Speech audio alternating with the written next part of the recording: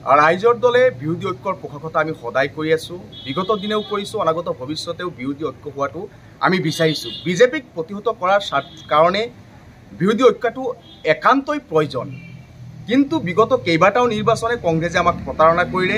এইবেলিও আমি কংগ্ৰেছৰ একাংশ নেতাৰ মুখত কিছুমান মন্তব্যই তেওঁলোকে যে আকৌ প্ৰতাৰণা কৰিব তাৰ স্পষ্ট প্ৰমাণ।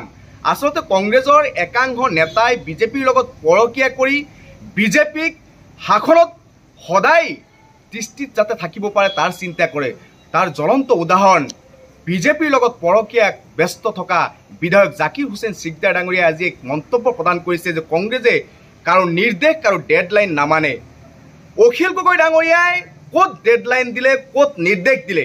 তেখেতে কৈছে আলোচনাখিনি আমি আগতীয়াভাৱে কৰিব লাগে।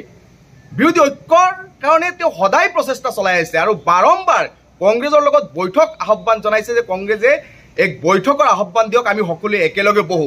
তৎসত্বেও বিধায়ক জাকিৰ হুছেইন চিকদাৰ ডাঙৰীয়াই বিজেপিৰ লগত মধুৰ সম্পৰ্ক গঢ়ি যাতে উঠে আৰু বিজেপিৰ লগত যাতে সদায় পৰকীয়াত ব্যস্ত থাকিব পাৰে আৰু ডাঙৰ ডাঙৰ মুনাফাবিলাক যাতে আদায় কৰিব পাৰে হিমন্ত বিশ্ব শৰ্মাৰ পৰা, সেই চিন্তা কৰি আজি বিৰোধী ঐক্যত আউল লগোৱাৰ কাৰণে আজি যি মন্তব্য কৰিলে আৰু তেখেতে এটা মন্তব্য কৰিছে যে প্ৰেম বন্ধুত্ব চৰ্ত নাথাকে। বিগত 4টা নিৰ্বাচন তেওঁলোকৰ লগত আমি প্ৰেমৰে সুসাধ্যভাৱে অৱতীৰ্ণ হ'লোঁ।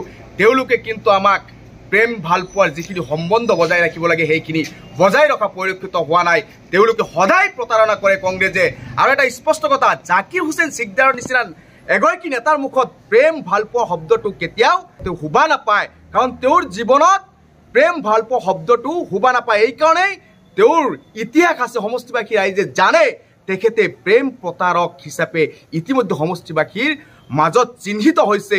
তেওঁ প্ৰেম প্ৰতাৰণা কৰাত পাকত এগৰাকী ব্যক্তি। গতিকে ভৱিষ্যতে যাতে বিৰোধী ঐক্য অক্ষুণ্ণ ৰখাৰ স্বাৰ্থত এনেকুৱা মন্তব্য যাতে বিধায়ক জাকিৰ হুছেইন চিকদাৰে নকৰে তাৰ কাৰণে সকিয়নি প্ৰদান কৰিছোঁ।